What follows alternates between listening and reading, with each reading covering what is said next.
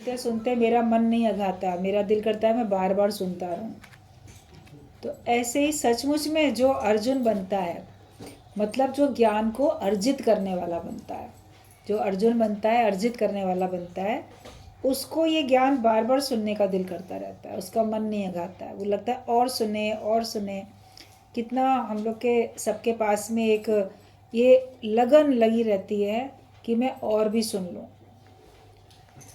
तो हम जितना ज़्यादा ज्ञान सुनेंगे उसके प्रति हमारी और लालसा बढ़ती चली जाती है। दिनों दिन हमारी उमंग भी बढ़ती है, सुनने की उत्कंठा बढ़ती है। क्यों बढ़ती है? क्यों हम रोज़ रोज़ सुनना चाहते हैं? क्योंकि इसको सुनने से हमारे अंदर में सचमुच में सुख शांति आती है, और इसको सुनने से हमारा जीवन सचमुच में बदलता है, और वो बदला हुआ जीवन हमको भाता है, अच्छा लगता है। इसीलिए हम बार बार ये सुनना चाहते हैं। अभी कोई जगत की बातें करे, उसको सुनने से आपके अंदर उलझन आए, परेशानी हो, सर दर्द होने लगे, तो आपको बार बार सुनने का दिल थोड़ी करेगा। लेकिन वही निंदा की बातें, वही समाज की, संसार की बातें किसी को सुनने में बड़ी अच्छी लग रही है, उसको बार बार सुनने का दिल करेगा, क्योंकि उससे उसको सुख की अनुभूति हो रही है। लेकिन जो सात्विक व्यक्ति होगा, उसको उन बातों को सुनने से सुख की अनुभूति नहीं होगी, लगेगा व्यर्थ है, तो उसको सुनना में जैसे सर भारी लगेगा। वो बोलेगा नहीं, ये मैं बार बार नहीं सुनना चाहता। और जो अज्ञानी लोग हैं उनको ज्ञान सुनने में भारी लगेगा, वो बार बार नहीं सुनना चाहेंगे। किसी के कहने से एक बार सत्संग में आ भी गए, बोलेंगे अब मन नहीं लग रहा था, नींद आ रही थी, थकान लग रही थी, ध्यान भटक रहा था, इंटरेस्ट ही नहीं आता, रुचि नहीं होती है, तो उनको वो बातें अच्छी नहीं लगती हैं। जिसने जैसी अपनी रुचि जहाँ की बना ली, वो उसे चेंज नहीं करना चाहता कि हमको तो यही पसंद है, हमको यही सुनना पसंद है, हमको ऐसा ही करना पसंद है, हमको ऐसा ही पहनना पसंद है, हमको ऐसे ही खाना पसंद है। तो चेंज भी तो करके देखो। अभी कपड़ों में तो फैशन चेंज कर लेते हो, कितना बदलता रहता है, फैशन कितना चेंज होता रहता है। उसमें तो सब लोग ने चेंज किया, देखने में अच्छा लग रहा है, आप भी पहन लेते हो, आप भी को भी अच्छा लगता है। तो विचार भी तो बदलो ना, उनको भी तो चेंज करने की कोशिश करो। कहते हैं जैसा देश वैसा वेश। भाई जिस जगह जाओ, जिस देश में जाओ, वहाँ पे जैसे परिधान जैसे पहने जाते हैं जो ड्रेस, तो आप भी वैसे ही पहनते हो, तो उनमें एकम एक अच्छे लगते हो। अलग पहन के चलोगे तो अलग ही बिल्कुल दिखोगे, ये कौन से देश से चला आया, ये किस प्रकार का पहनावा पहने, और सब की तरह से होते हो तो ठीक लगता है। तो जब सत्संग के देश में आए हो, ये देश ही एक निराला है, ये आत्मा के प्रदेश में आते हैं। जब सत्संग के देश में हम आते हैं तो फिर हम देखते हैं कि हमारा जैसे सबका विचार है, जैसी साध संगत का सबका विचार है, वैसा ही विचार हमारा भी बन जाए। जैसे सब सोचते हैं वैसे हम सोचें। जब हम सत्संग के बीच में बैठे हैं, ज्ञानियों के बीच में बैठे हैं, तो हम ज्ञानियों के हिसाब से ही तो चलें, उन्हीं के हिसाब से ही तो हम व्यवहार करें। सोच विचार भी वैसे ही हो जाए, व्यवहार भी वैसे ही हो जाए। और यहाँ आके अगर आप सोच विचार अलग करते हो तो सबसे अलग दिखाई देते हो, सब अलग लगता है। सब लोग खुश हैं, आप शांत बैठे हो। सब लोग ज्ञान में रुचि दिखा रहे हैं, आप अरुचि दिखा रहे हो, तो लगेगा ये यहाँ बैठा ही क्यों है। फिर ना आपका मन चाहेगा कि आप बैठो, और ना ही कोई दूसरा आपको इस बात के लिए पसंद करेगा कि अब आए हो तो पूरे बन ही जाओ, अधूरे क्यों रह के जाओ। लेकिन फिर भी हर एक की अपनी रुचि होती है। लेकिन एक बात यह है कि जब हम सत्संग के बीच में बैठते हैं और अंदर से अगर एक बार ठान लेते हैं कि मेरा जीवन ज्ञान के हिसाब से बन जाए, मेरा जीवन सत्संग के हिसाब से बन जाए, अगर हम अपने अंदर में ठान लेते हैं, तो सचमुच में हमें लगेगा कि हमारा जीवन धीरे धीरे ज्ञान की तरफ चल रहा है, और हमें धीरे धीरे उसमें इंटरेस्ट आ रहा है। एक बार सोच के चाह के तो देखो, अपना उद्देश्य बना के तो देखो कि मेरा उद्देश्य क्या है। अगर मैंने अपना उद्देश्य ऐसा कर लिया होगा कि मुझे इसी जन्म में प्रभु को पाके रहना है, और उसके लिए कितनी भी कठिनाई आए, कितनी भी परेशानियां आए, उन कठिनाइयों को, परेशानियों को मुझे मुकाबला करके उनको दूर करना है। उनका मुकाबला करके हार नहीं जाना है, लेकिन उनका मुकाबला करके मुझे उनको दूर करना है। तो जब आप ऐसा चाह लोगे तो आप देखोगे कि आपको रुचि लगनी शुरू हो गई। तभी कहते हैं उपजे चाह साध के संग। इस साध के संग में चाह उपजती है। जब तक साध संगत के बीच में नहीं रहते तो आपकी चाह भी नहीं उपजती है। आते आते कोई लोग तो होते हैं जिनको रुचि लगती है, वो बैठ जाते हैं, और कोई होते हैं जिनको रुचि नहीं लगती, वो चले जाते हैं। तो कबीरदास ने इस बात के लिए कहा, कबीर कसौटी राम की झूठा टिके ना कोई, राम कसौटी सो सहे जो मर जीवा हो। टिकेगा वही जिसके अंदर में सत्य है, जिसके अंदर सत्य चला गया, और जो सत्य में अपनी स्थिति बनाना वास्तव में चाहता है वही टिकेगा। बाकी सब चले जाएंगे। जिनको माया चाहिए वो माया में जाएंगे, जिनको भगवान चाहिए वो भगवान में रहेंगे। अगर हमारी रुचि लग गई, हम सत्संग में बैठे हैं तो बहुत भाग्यशाली हैं। और अपने भाग्य को और मजबूत बनाओ और अच्छा बनाओ कि मेरी ये रुचि फिर कभी कम ना हो। तभी है कि हमें सुनने में बार बार अच्छा लगे। भगवान कृष्ण ने भगवत गीता में बोला है कि ये जो योग है ये ना उकताए हुए चित्त के द्वारा पूरा किया जाता है। मतलब कि तुमको उकताहट ना हो, बोरियत ना हो, अरुचि ना हो जाए। कई बार होता है कि आप योग लगाने के लिए सत्संग में बैठे हो, इसीलिए तो आए हो कि मेरा परमात्मा से योग लग जाए। अभी तक वियोग में थे, अब हमारा योग लग जाए। फिर कभी कभी काफ़ी समय तक कभी मन में ना उकताहट होने लगती है। इतने दिन से सत्संग में आ रहे हैं ना, अंदर का आनंद नहीं आ रहा है, मन नहीं लग रहा है, उलझन है, कुछ चाहत भी नहीं है लेकिन तो भी उलझन है, क्योंकि अभी हमको एकत्व का अनुभव नहीं हुआ। भगवान का और मेरा अभी एकता का मुझे अनुभव नहीं हुआ। आत्मा परमात्मा तत्व से एक है, मगर मुझे एकता का अनुभव नहीं हो रहा है, आनंद नहीं आ रहा है, मन में थोड़ी बेचैनी है। तो लगता है कि शायद हमको नहीं समझ में आता है, या अब हम आगे और कंटिन्यू नहीं कर पाएंगे, तो मन उकताने लगता है। उस समय भी शांत करके बोलो ठीक है, ये भी स्थिति आती है और ये स्थिति है, हम इस स्थिति का भी मुकाबला करेंगे और फिर हम इसी में आगे बढ़ेंगे, और सचमुच में आगे बढ़ते भी हैं। तो कभी भी ज्ञान को सुनने में अरुचि कभी हमारे मन में ना आने पाए, इस बात का ध्यान रखो। अरुचि अगर होती भी है, आती भी है, तो भी रहो यहीं, रहो सत्संग में ही, बैठो सत्संग में। लोग कोई बात नहीं, कभी हमें लग रहा है कि रुचि नहीं आ रही है, लेकिन बैठते बैठते सुनते सुनते फिर हमारी रुचि हमारी जागृत हो जाएगी, हमें फिर अच्छा लगने लगेगा। कभी चूल्हे में, अंगीठी में, कभी दहकते दहकते कोयले, उनकी आग कम होने लगती है, कभी अंगीठी की, चूल्हे की लकड़ियाँ, वो सब कभी आग उनकी कम भी हो जाती है, धुआं धुआं होने लगता है, तो उसको फिर कोशिश की जाती है, फिर उसमें हवा देते हैं। आप हवा करते हो तो फिर धीरे धीरे क्या होता है, फिर उसमें आग जल जाती है, सभी को पता है।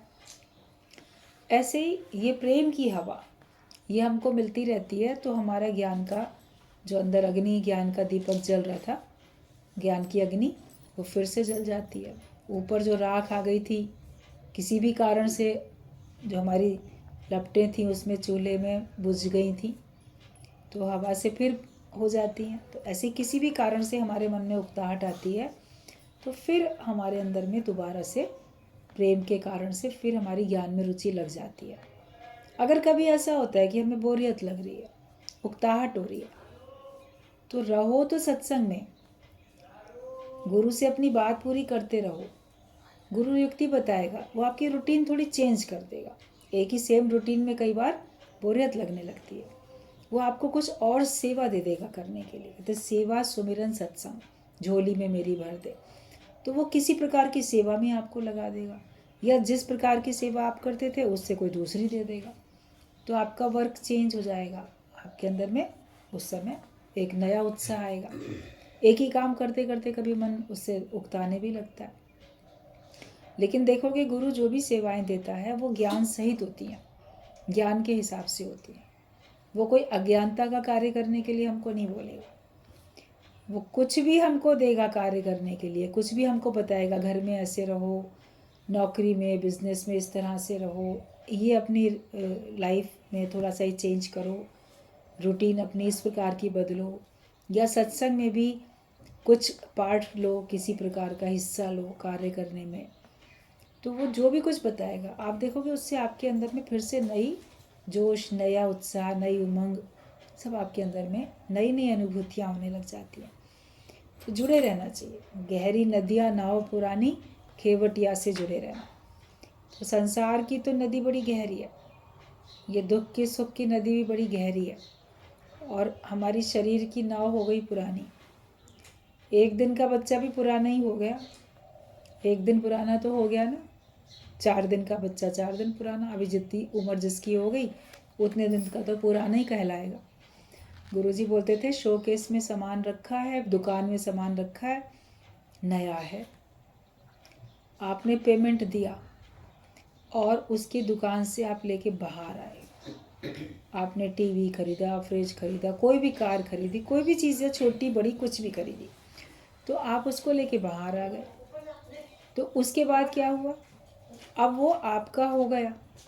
भले आप उसको अपने घर तक अभी लेकर गए हो, घर के अंदर भी नहीं ले गए, बोलो कि नहीं ये ना हमको बेचना है, वापस देना है, तो वो सेकंड हैंड ही तो कहलाएगा, पुराना ही कहलाएगा। आप बोलोगे अभी तो मैंने इस्तेमाल भी नहीं किया, लेकिन वो तुम्हारे नाम पे तो खरीद दिया गया, रसीद तो तुम्हारे नाम से ही कट गई। अब चाहे उसको 1 दिन इस्तेमाल किया हो, 4 दिन इस्तेमाल किया हो, तो कोई उसको फिर नया नहीं बोलेगा, कोई उसको फिर ब्रांड न्यू नहीं बोलेगा, बोलेगा नहीं ये ना सेकंड हैंड है। तो 1 दिन की भी चीज़ इस्तेमाल की हुई आपकी पुरानी ही कही जाएगी, 4 दिन की इस्तेमाल की हुई पुरानी ही कही जाएगी, ऐसे ही कहा जाएगा। तो शरीर भी आपका पुराना ही कहा जाएगा। आप बोलो नहीं बच्चों का, जवानों का, उनका पुराना क्यों कहा जाए, पुरानी नाव, बूढ़े लोगों की कहा जाए नाव पुरानी है, तो हर एक की नाव पुरानी ही है। इसलिए हमको खेवटिया से हमको जुड़े रहना है। तो हमें अपना ज्ञान का हिसाब किताब देख लेना चाहिए, अपना रूटीन देख लेना चाहिए, अपने मन को देख लेना चाहिए। मन में हमेशा उत्साह उमंग रहे। जितना शरीर की फिटनेस का ख्याल करते हैं उतना हम मन की फिटनेस का भी ख्याल करें, विचारों को भी फिट करें। हमारे विचार सबसे मैच कर जाएं, सबसे फिट हो जाएं, हमारे विचारों में कहीं भी इधर उधर की बात ना होने पाए।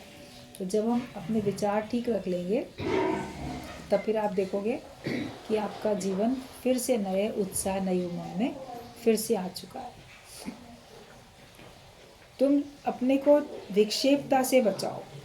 जो भी विक्षेपता आती है हमारे अंदर में, उससे हमको अपने आप को बचाना है। अगर हम विक्षेपता में रहेंगे तो फिर हमारा योग कभी नहीं लग सकता है। विक्षेपता में रहने से योग कभी नहीं लगेगा। लेकिन जब हम विक्षेपता से ऊपर उठ जाएंगे, शांत स्थिति में, आनंद की स्थिति में आएंगे, तभी हमारा योग लगेगा। तो अपना योग देखो, मेरा योग भगवान से भी लगता है कि नहीं लगता है। सब चाहते हैं कि उनका बेटा रामचंद्र जैसा हो, लेकिन तुम तो दशरथ की तरह मोह में पड़े हो। बेटा रामचंद्र जैसा हो जाएगा, लेकिन तुम तो दशरथ की तरह मोह में रहोगे, फिर उसी मोह के कारण दुखी भी होगे, उसी मोह के कारण दुनिया से जाओगे।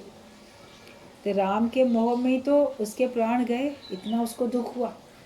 आपको बेटे और बेटी से इतना मोह होता है, इतना दुख होता है कि वो दुख अपने अंदर घर कर लेता है, तो आपके भी प्राण चले जाते हैं, दुखी होके आप भी दुनिया से चले जाते हो।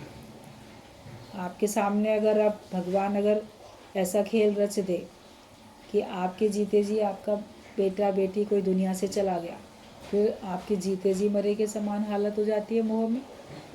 और अगर मान लो वो दुनिया से नहीं गया, लेकिन वो आपसे नाता तोड़ के आपको छोड़ के चला गया। लड़की अपनी मर्जी से कहीं शादी करके चली गई जहाँ आप नहीं चाहते थे, लड़का भी अपनी पत्नी को लेके कहीं चला गया, नहीं आपके संग उसका विचार मिला, तो भी तो वियोग हुआ ना। केवल प्राण जाने से वियोग थोड़ी होता है। प्राण है लेकिन आपके संग में नहीं है, वो तो मोह का नाता काट के अपने स्वार्थ के कारण से चले गए।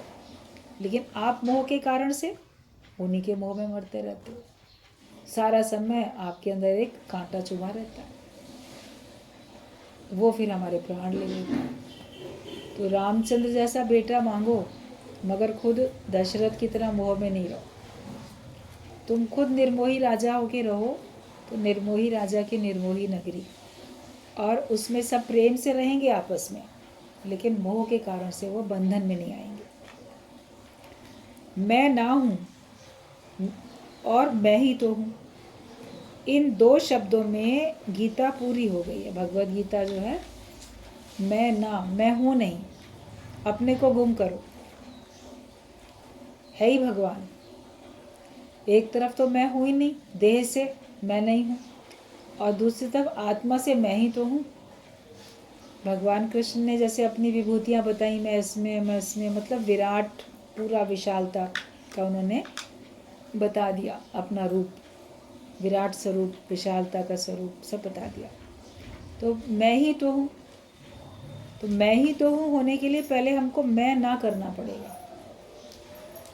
अगर अपने को पहले जीव भाव से, देह भाव से अपने को अलग नहीं करोगे तो फिर मैं ही तो हूँ पक्का नहीं होएगा, अहंकार रह जाएगा। अज्ञानी व्यक्ति भी बोलता है मैं ही तो हूँ, हिरण्यकश्यप वाली भाषा मैं ही हूँ, कंस की रावण वाली भाषा मैं ही मैं हूँ। तो वो देह से अपने को मैं ही कर रहा है, मैं ही तो हूँ, मैं ही हूँ सर्वश्रेष्ठ, सबसे ज़्यादा शक्तिशाली मैं ही हूँ, वो तब ये बोल रहा है। अहंकार है वो उसकी विशालता का अनुभव थोड़ी उससे हो रहा है। लेकिन जब हम अपने को देह से उपराम करते हैं, पहले मैं ये देह नहीं हूँ, मैं कुछ भी नहीं, तब सब कुछ, ये भेद अनोखा ना जाने कोई। पहले मैं कुछ भी नहीं हूँ, ये मान के चलो कि मैं कुछ नहीं हूँ, ये मानोगे तब तुम सब कुछ हो। तो ज्ञान यही है, भगवत गीता का ज्ञान यही है। अर्जुन पहले अपने को देह मान के दुखी हो रहा है, भगवान ने उसको दूसरे अध्याय में आत्मा की पहचान बताई कि आत्मा ही सब कुछ है, तू तेरा स्वरूप वो है।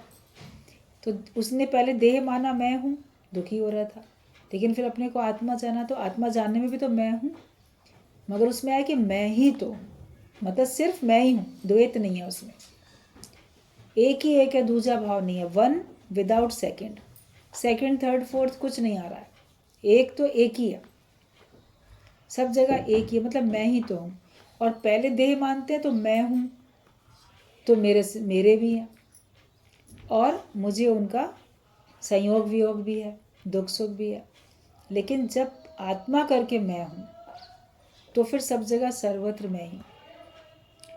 आत्माकार आत्मा ही देखता है, ब्रह्माकार वृत्ति वाला ब्रह्म ही देखता है, आत्मा पश्यन्ति आत्मा, वो दूसरा कुछ नहीं देखता है, वो केवल आत्मा ही करके देखता है। तो एक है मैं ना, देह से तो अपने को मिटाओ, ये देह मैं नहीं हूँ, और आत्मा से बोलो मैं ही तो हूँ। तो इन दो शब्दों में गीता पूरी हो गई। तुम जानबूझकर लोगों को सलाह देते रहते हो, वो मानते हैं नहीं मानते हैं तो भी सलाह देते रहते हो, लेकिन ज्ञानी किसी को सलाह नहीं देता। सलाह तुम कब देते हो? जब अपने को समझदार, बुद्धिमान, होशियार समझते हो, सलाह देते हो, मुझे बहुत अक्ल है, मैं इसको सलाह दूँ ऐसा कर लो, तो सलाह देते रहोगे तो तुम उसमें फंसोगे भी, तो उसमें अटकोगे भी। तो कोई बोलेगा ये ऐसा करो वैसा करो, हाँ मुझे सिखा दो, मुझे मेरा करा दो काम, जो सलाह अगर तुम दोगे तो तुम भी उसमें अटक जाओगे, और अपने को बुद्धिमान मान के सलाह दे रहे हो तो अटके भी, फंसे भी, बंधन में भी आए। लेकिन जब आप अपने को बोलो मैं कुछ नहीं जानता, तब आप छूट पाओगे। कहाँ पे अपने आप को बुद्धिमान शो करना है और कहाँ पे अपने आप को मूर्ख बना के छूट जाना है, ये भी समझ सीखो। पागल बन के भी छूट जाओ, हमें नहीं आता कुछ भी, तो आप छूट जाओगे।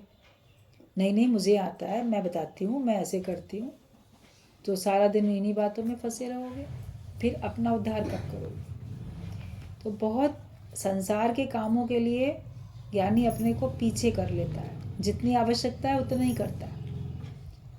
वो बुद्धिमान है, चतुर चालाक होशियार है, मतलब कि उसने ज्ञान पक्का कर लिया, ज्ञान को प्राप्त कर लिया, ये उसने होशियारी की है।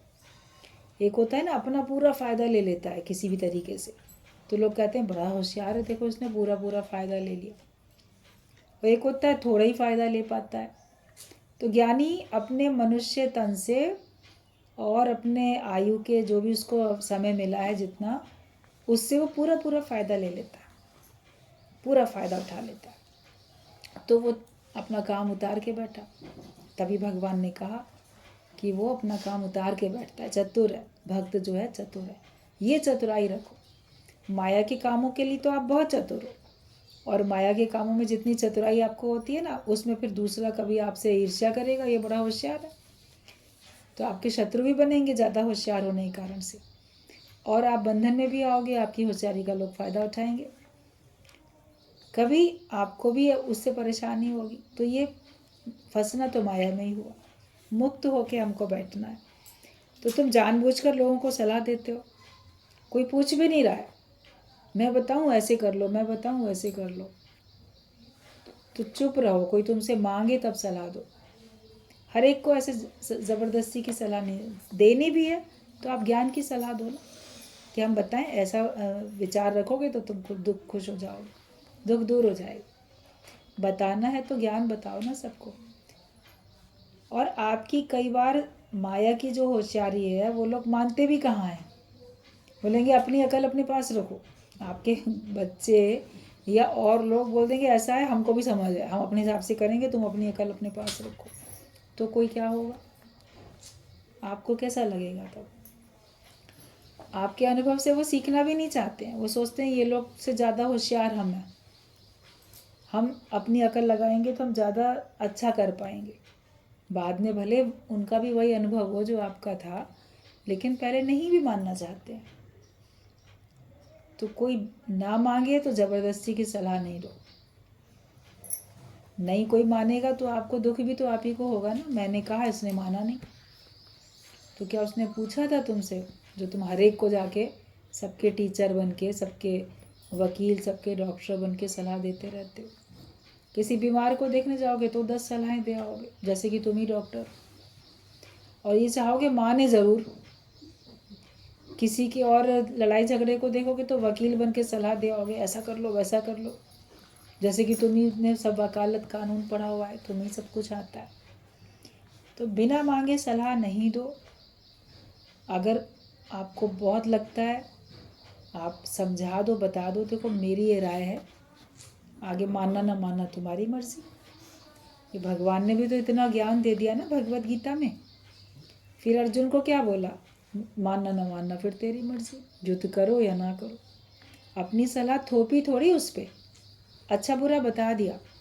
और वो भी कब बताया, जब उसने सुनना चाहा, जब वो शरणागत हुआ, जब उसने कहा कि आप ही इसको दूर कर सकते हैं, मेरे इस दुख को, आपकी शरण में आया हूँ, आपका शिष्य हूँ, आप ही मेरे सब कुछ हो, मुझे बताओ। पहले अध्याय में पूछा है ना अर्जुन ने, तब उसको इतना ज्ञान दिया, वरना तो शुरू से रहता था भगवान उनके साथ में, तब तो नहीं दे दिया ज्ञान।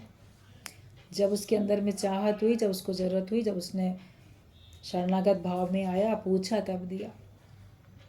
तो पूछे तो दे, कोई आपसे सलाह पूछे तब दो, वरना आप शांत रहो, चुप रहो। बिना बोले आपका मन नहीं मान रहा है, एक बार कह दो। थोड़ा मन होता है ना किसी का, अरे गलत होता हुआ देख रहे हैं, हम आँख वाले हैं, वो अंधा है, उसको कह तो दें। ज्ञान के तो बहुत सारे पॉइंट्स सब अपने मन में लगा लेते हैं, तो भी ठीक है, आप चाहो तो कह दो उसको एक बार, लेकिन ना माने तो कोई ज़ोर नहीं है उस पर। फिर जब नहीं मानेगा तो आपको तकलीफ़ नहीं होनी चाहिए, फिर आपका मन शांत रहेगा कि ठीक है मैंने तो अच्छी सलाह दी थी। और अगर आप उसने नहीं मानी तो उसकी मर्ज़ी। ना मानने पे उसको नुकसान हुआ तो फिर उसको ताना भी मत दो।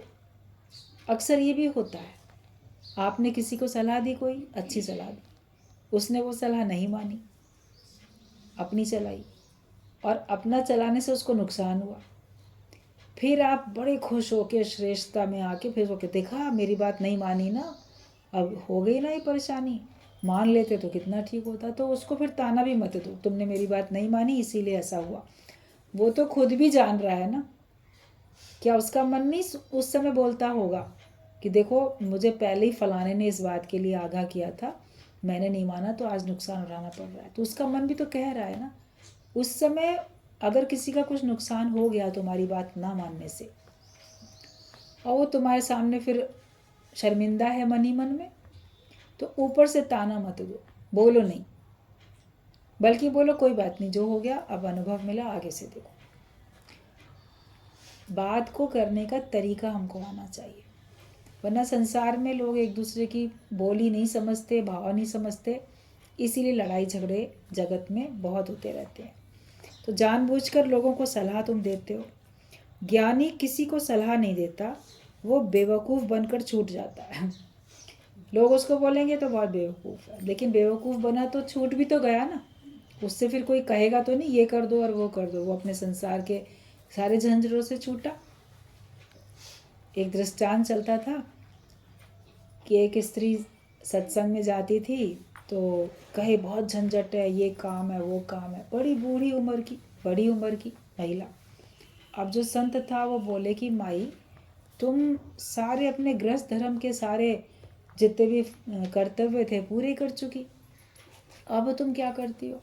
अरे बच्चे देर से उठते हैं, बहुएं देर से उठती हैं, घर की साफ सफाई करती हूँ, गाय है फिर ये है उसका काम करते हैं, फिर मक्खन निकालते हैं, दही वो बिलोती हूँ, मक्खन वक्खन निकाल के छाछ अलग करके मक्खन निकाल के तब मैं इतने सारे काम कर कर के आती हूँ, थक जाती हूँ, देर हो जाती है, वो सब काम सवेरे सवेरे ही होते हैं।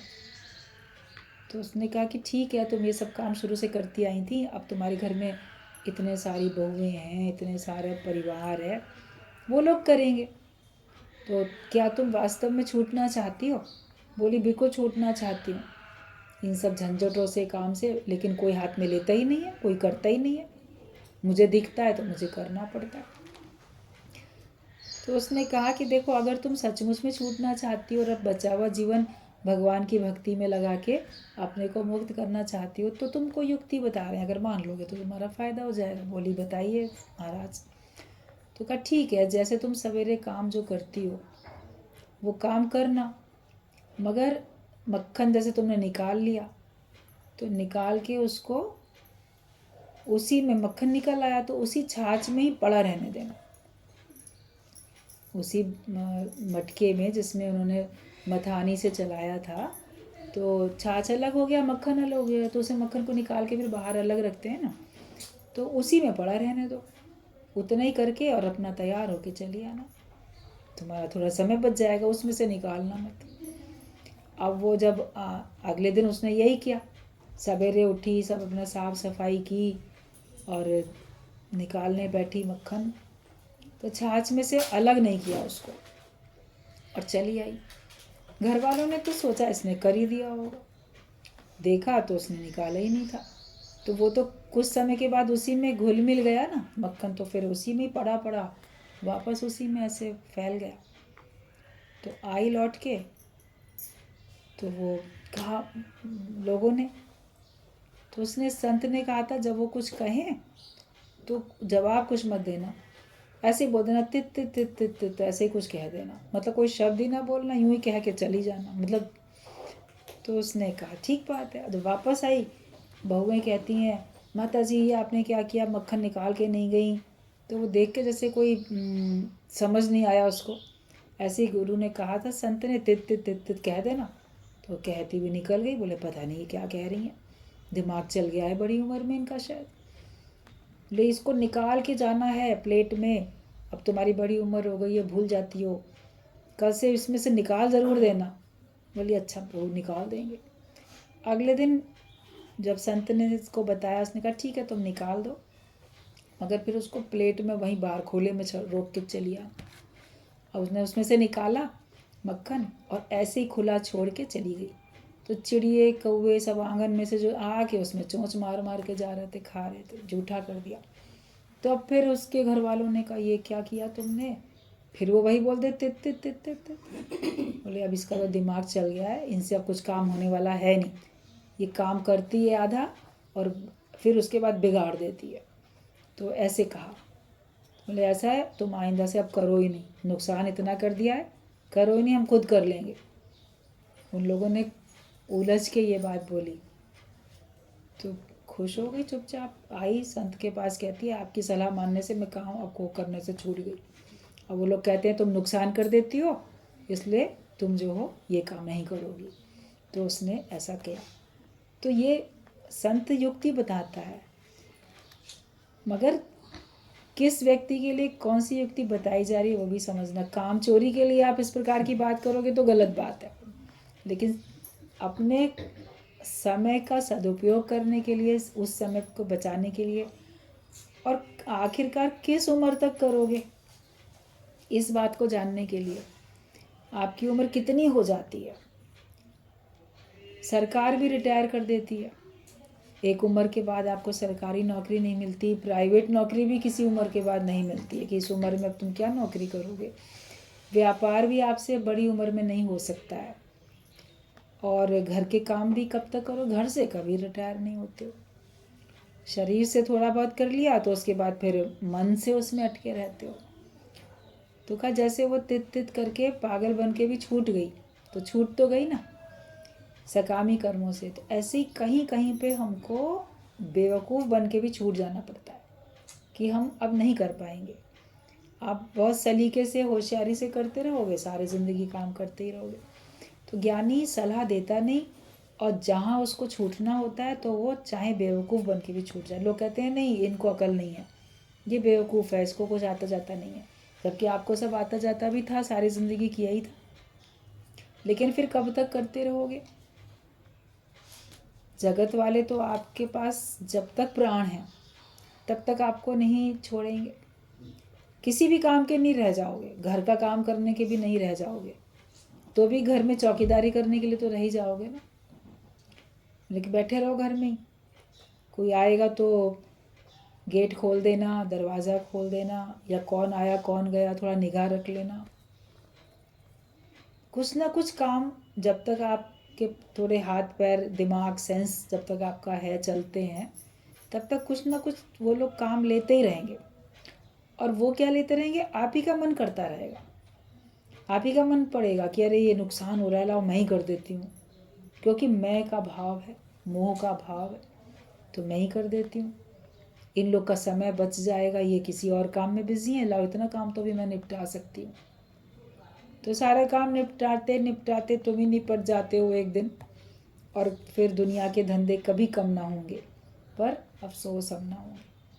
सभी चले गए दुनिया से ऐसे ही कहते कहते, ऐसे बोलते बोलते हमें ये करना है, हमें वो करना है, तो बोलते बोलते ही रवाना हो जाते हैं। सबका ये हाल है, सब जाएंगे, लेकिन ज्ञानी अपना काम उतार के जाएगा, वो मुक्त होके जाएगा, वो भगवान से योग लगा के जाएगा। और फिर जब तक आपके शरीर में सामर्थ्य है, पहला काम तो सत्संग, 1000 काम छोड़ के पहले सत्संग, उसके बाद आपके सारे काम हैं। समझदारी होशियारी भी है। गुरु जी से हम लोग को बहुत सलाहें मिलती रहती थी, सीख मिलती थी, घरेलू काम करने की भी बड़ी शिक्षा मिल जाती थी संग में रहने से। सब्ज़ी ऐसी वाली ऐसे खरीदो, इसको ऐसे छांटना चाहिए, इसको ऐसे बनाएं, इसको वैसा करें, शॉपिंग के लिए किस प्रकार की चीज़ हो, क्या हो, सलाह मिलती थी साथ में रह के। मगर उसमें अटकने के लिए थोड़ी बोला जाता था। वो सही शिक्षा दी, वो आगे दूसरों को दी जाती है, ज्ञान मिला, वो आगे दूसरों को दिया जाता है। तो अगर जगत से छूटना चाहते हो तो ज्ञानी तो बेवकूफ़ बन के भी छूट जाता है। आप बोलोगे हम बेवकूफ़ थोड़ी हैं, लोग हमारा नाम खराब करेंगे, इसको इतना भी नहीं आता, मैं और अच्छा करके दिखाती हूँ इससे भी। तो अच्छा करके दिखाने के चक्कर में आप वहीं बैठे ही रह जाओगे। विश्वास और श्रद्धा तुम्हारे में होगी तो तुम ज्ञान सुनोगे और गुरु की बात को समझोगे। अब जैसे दृष्टांत चला, तो अगर तुम्हारे अंदर विश्वास है और श्रद्धा है तो तुम इस बात को समझोगे, गुरु की बात को समझ भी पाओगे। और जिनके अंदर में विश्वास नहीं, श्रद्धा नहीं, बोलेंगे इनके सत्संग में तो ना काम चोरी सिखाई जाती है, इनके सत्संग में तो भड़काया जाता है। ये तो ऐसा कह रहे थे कि काम ना करो, बहाना बना लो और सत्संग में चले आओ। तो जिनके अंदर में श्रद्धा विश्वास नहीं होगा वो इसी दृष्टांत का उल्टा पुल्टा मतलब ही तो निकालेंगे। लेकिन जिसके अंदर में श्रद्धा है, विश्वास है, वो जानेगा कि गुरु हमको क्या सलाह दे रहा है, क्यों दे रहा है, कहाँ से बोल के दे रहा है, उसका आशय क्या है, वो हमको किन किन बातों से बचाना और छुड़ाना चाहता है। विश्वास पहले हो वचनों में, गुरु के प्रति श्रद्धा भाव हो, प्रेम हो, और लगे जो कुछ मुझे युक्ति दी जा रही है मेरी उन्नति के लिए दी जा रही है, मेरी आध्यात्मिक उन्नति के लिए दी जा रही है, वो हमको समझ में आ जाएगा तब। और फिर ज्ञानी तो ऑलराउंडर होता है, हर बात में परफेक्ट होता है, उसके किसी भी बात में कोई कमी नहीं निकाल सकता है। कोई सोचे कि इस बात में कमी निकाल दे, उसकी हर बात परफेक्ट होती है। वो जो काम हाथ में लेता है उसको बहुत अच्छी तरह निभाता है, बहुत अच्छी तरह करता है। लेकिन छूटने के समय उसने अपने आप को छुड़ाया भी था। अगर वो शुरू से ही उन्हीं कामों में फंसा रहता तो कभी छूट नहीं सकता था। जब कहा जाता है गुरु का बुलावा काल का बुलावा एक है, तो उसने छुड़ाया होगा ना अपने आप को। फिर कोई छुड़ा के गुरु हमको किसी अलग दुनिया में थोड़ी ना बिठा देता है, रखता तो घर में ही है। और घर में भी आप यूज़फुल होके चलो। आप कहते सब हो कि हम चलते फिरते दुनिया से जाएं, तो चलते फिरते रहो ना। रोज़ काम करने से काम की परफेक्शन आती है। लेकिन जब छोड़ना था तो छोड़ भी सको।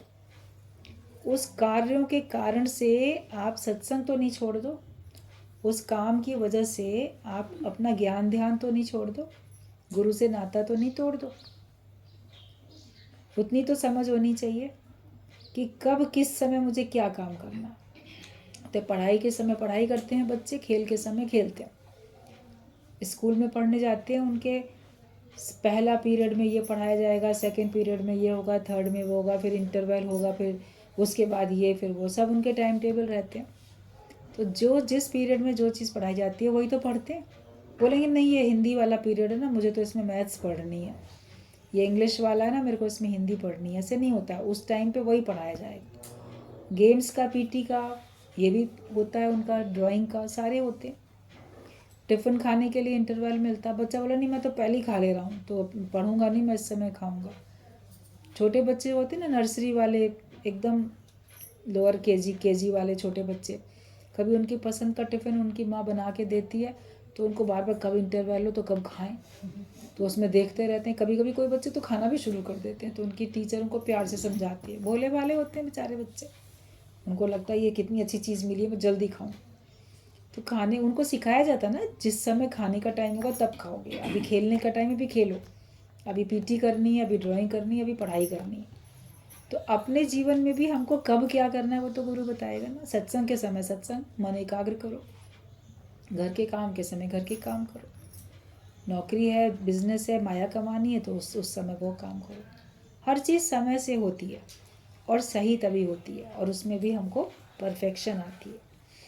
तो अगर हमारे अंदर विश्वास है गुरु के वचनों में और गुरु के प्रति श्रद्धा है, तब तो हम ज्ञान सुनेंगे और गुरु की बात को हम समझ पाएंगे। वरना कभी गुरु की बात को भी हम उल्टा पुल्टा ही समझ लेते हैं। तुम्हारे संकल्प से सृष्टि बनी है, जो तुमने संकल्प किया वैसी तुम्हारे में सृष्टि बन गई है। और सृष्टि जो है ये सब सूक्ष्म शरीर से पैदा हुई है। मतलब कि तुम्हारे मन से ही सारी सृष्टि बनी है। मन सूक्ष्म शरीर, जैसा तुम्हारे मन में भाव होता है तुम्हारे सामने वैसा ही संसार बनता जाता है। अगर अपने मन में भगवान का भाव रखोगे, सत्संग का भाव रखोगे, तो तुम्हारी बाहर से भी वही सृष्टि बनती चली जाएगी। जो जैसा भाव जगाए वो वैसे ही फल पाए, भगवान भी उसको वैसे ही फल देते जाते हैं। तो जैसा तुमने संकल्प किया वैसी तुम्हारी सृष्टि बनी। पिछले जन्मों के भी संकल्प करने से आज का जीवन ऐसा बना है। आज जैसा चाहोगे इसी जन्म में, और अगर दूसरा जन्म लिया तो उसमें वैसे ही आपका होता जाएगा जो चाहते हो। तुम्हारे अंदर में अहंकार है, ब्रह्मा विष्णु शिव वाला अहंकार तुम्हारे अंदर में। मतलब ब्रह्मा का क्या अहंकार हो सकता है कि मैंने सृष्टि बनाई। ब्रह्मा का काम होता है ना सृष्टि बनाना, विष्णु का काम है सृष्टि की पालना करना और शिव का काम है उसका संहार करना। तो ये ब्रह्मा शिव विष्णु शिव का ये कार्य है। एक ही भगवान ने अपने 3 रूप लेके अपना कार्य अलग अलग कर रहे हैं। तो हर व्यक्ति ब्रह्मा वाला तो अहंकार करता है ना, हमने सृष्टि बनाई, हमने घर बनाया, हमने परिवार बनाया, ये मेरा कुल, ये मेरा खानदान, ये मेरे बच्चे, ये मेरे पोते, ये सब मेरे हैं, तो मैंने इनको सबको पढ़ाया लिखाया, मैंने इनको बनाया, ये सब होता है, मैं आ जाती है। तो ये ब्रह्मा वाला अहंकार है। हमने तुमको जन्म दिया, बच्चों के ऊपर भी अहंकार करेंगे। फिर विष्णु वाला अहंकार, मैंने तुम्हारी पालना करती है, मैं ही तुमको पाल पोस रहा हूँ, हमने तुमको पाल पोस के इतना बड़ा किया। या जैसे बच्चों को तुमने पाल लिया, फिर घर में अगर कोई संबंधी होगा जो किसी भी कारण से तुम्हारे घर में शरण आके रहना शुरू करेगा, तो हम तो फलाने को भी पाल रहे हैं। फिर आगे चल के अपने ही माता पिता को बोलेंगे हम तो अपने माँ बाप को पाल रहे हैं, हम तो अपने दादी बाबा को पाल रहे हैं, हमारे चाचा को पाल रहे हैं, हमारे मामा को पाल रहे हैं। मतलब किसी भी कारण से अगर कोई रह रहा है घर में, तो ये विष्णु वाला अहंकार आ जाएगा। मतलब उसकी संभाल पालना मैं कर रहा हूँ, उसका खाना पीना मैं करता हूँ, जबकि वो अपने ही प्रारब्ध का खाता है। आप किसी को एक दाना नहीं खिला सकते, दाने दाने पे लिखा है खाने वाले का नाम। अगर वो तुम्हारे घर में रह रहा है तो उसके नसीब का तुम्हारे घर में आ रहा है, तभी तुम उसे खिला पा रहे हो। अगर उसके नसीब का नहीं होता तो तुम उसको नहीं खिला सकते थे। मगर अहंकार, हम कमाते हैं, हम इतने लोगों को खिलाते हैं, हम अपने माँ बाप को खिला रहे हैं, मैं खिलाती हूँ, दूसरी बहू नहीं खिलाती। ये 6 महीना मेरे पास रहे, 6 महीना उसके पास रहे। जिनके 4 बच्चे होंगे बोलेंगे 3-3 महीना जाओ सब जगह, उसके घर रहो, मैं ही क्यों सेवा करूं। मतलब अहंकार। और उसने 4 को पाल दिया और 4 मिल के नहीं पाल पा रहे एक को, तो ये अहंकार ही तो है। तो ये विष्णु वाला अहंकार हो गया। बोलो भगवान ने सामने सेवा दी है, मैं कर पा रहा हूँ तो कर रहा हूँ, अगर मुझे भगवान इस योग्य नहीं बनाएगा तो मैं भी तो नहीं कर सकता ना। और शिव वाला अहंकार, प्रलय करने वाला, हमने अपने अज्ञान की प्रलय की, हमने अपनी माया वश में करी, हमने इस चीज़ को जीता, विकारों को हमने जीता, हमने बनाया तो देखो हमने मिटा भी दिया। तो उसमें भी क्या अहंकार करना। अगर तुमने अपने अज्ञान को मिटाया, अपने विकारों को मिटाया, वश में किया, अपने कर्मों को ठीक किया, तो तुम उसमें अहंकार किस बात का। तो ब्रह्मा विष्णु शिव वाला भी अहंकार मनुष्य के अंदर में ज़बरदस्त रहता है। जब तक आपके अंदर में वास्तव में अपने स्वयं के लिए कृपा करने का भाव नहीं होगा, तब तक अहंकार से पीछा छुड़ा नहीं सकते। जो चाहेगा कि मेरी उन्नति हो तो ही वो अहंकार से पीछा अपना छुड़ाएगा। अगर उसको पता चल जाए कि मेरी गिरावट का कारण मेरा अभिमान है, मेरा ही नाम खराब हो रहा है, मेरे नाम पे बट्टा लग रहा है, अहंकारी व्यक्ति को कोई पसंद नहीं करता है। तो अगर हमको ये समझ में आ जाए कि अगर मैं अहंकार करता हूँ तो उसमें मेरी बदनामी होती है, संसार में भी जग हंसाई होती है, और भगवान भी मुझको पसंद नहीं करते, तो फिर हम अहंकार तो नहीं करेंगे। तो अभिमान से छूटो, सब तरह का अहंकार तुम्हारे अंदर है। और जो ब्रह्म है, शक्ति, वो सबसे ऊपर है, हर प्रकार के अहंकार से, अहम भाव से वो ऊपर है। ब्रह्मा विष्णु शिव से ऊपर भी वो ब्रह्म शक्ति है। जब ओम लिखते हो तो ऊपर चंद्र बिंदी लगा के एक बिंदी ऊपर लगी होती है, तो वो सबसे ऊपर है। तो शक्ति सबसे ऊपर है। उस शक्ति ने सब आकार धारण किए, उस शक्ति से सारा कार्य चलता है। लेकिन उस शक्ति का रूप न रेख न रंग कोई, त्रैगुण ते प्रभु भिन्न। वास्तव में वो सबसे जैसे अलग है। जगत मिथ्या है और मिथ्या से प्रीत मूर्ख रखता है। जगत है मिथ्या, लेकिन उस मिथ्या से जो प्रीत रखता है वो कौन रखता है, वो मूर्ख रखता है। तो अगर हमारी संसार से प्रीति है, हम संसार की मोह माया में अटके हुए हैं, तो समझो कि हमारे अंदर में कोई बुद्धिमानी नहीं है। हम शास्त्रों की दृष्टि में, भगवान की दृष्टि में, ब्रह्मज्ञानी की दृष्टि में हम मूर्ख ही हैं। क्योंकि जो चीज़ मेरी है नहीं, जो सदा मेरी रहेगी नहीं, जिससे मुझे सदा सुख मिल सकता नहीं, जो भ्रम मात्र है, उसको सच समझ के बैठे, उसी से प्रेम करते हैं। अभी आपको पता ही नहीं है तो आप नकली जो कांच के टुकड़े हैं उनको हीरा समझ के इकट्ठे कर रहे। छोटे बच्चे रंग बिरंगे पत्थर ये वो रेत में से बीनते रहते हैं, उनको इकट्ठा करते हैं, बड़ा उनकी प्रॉपर्टी होती है। बड़े होने के बाद इकट्ठा करोगे क्या? बड़े सुंदर सुंदर भी आपको दिखेंगे, फिर असली हीरे मोती इकट्ठे करोगे, क्योंकि आपको पता है असली क्या है तो नकली क्या है।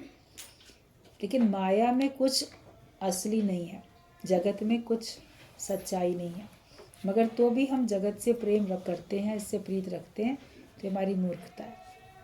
तो प्रेम हो तो कृष्ण से ही प्रेम होना चाहिए, अगर प्रेम हो तो भगवान से प्रेम होना चाहिए, वो ही सच है, भगवान ही सच है, क्योंकि वो हमेशा रहता है और ये तो पलटता रहता है, संसार अलट पलट होता रहता है, ये जग अदला बदली है, बदलता ही रहता है, इसमें अलट पलट होती रहती है, उतार चढ़ाव आते रहते हैं, और ये आँखों का धोखा है।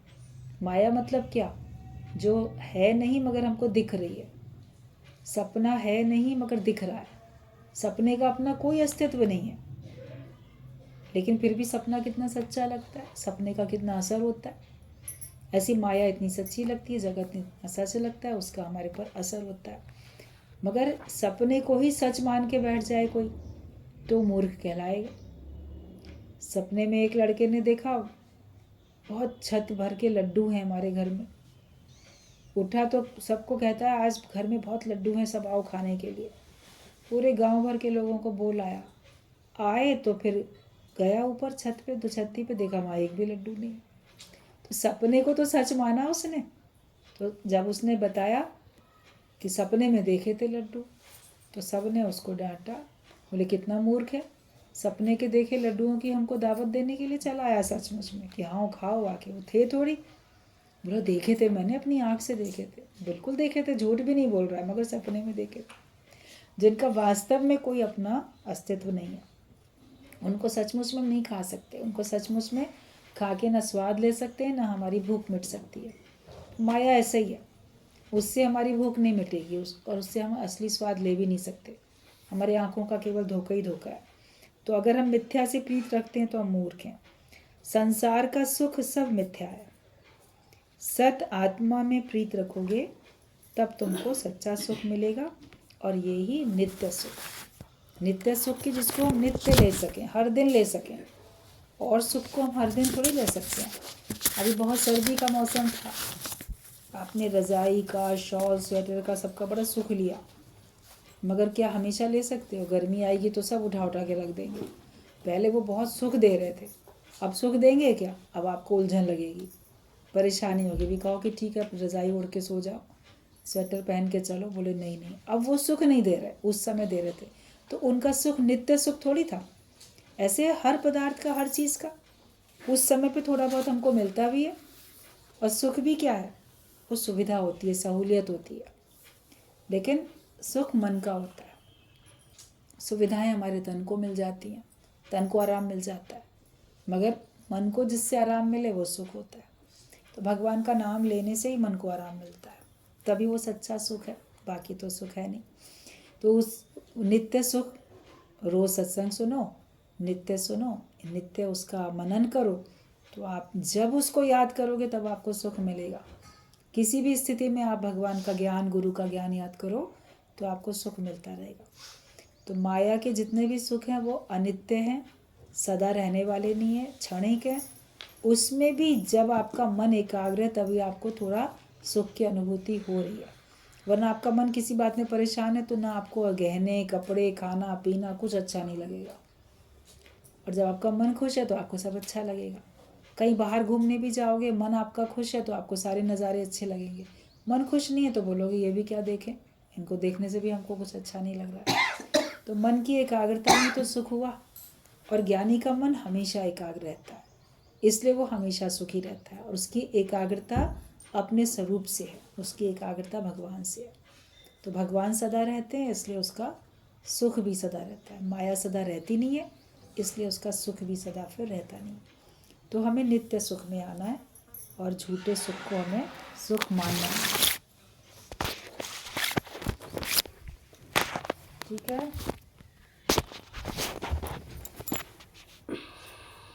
क्या समझा?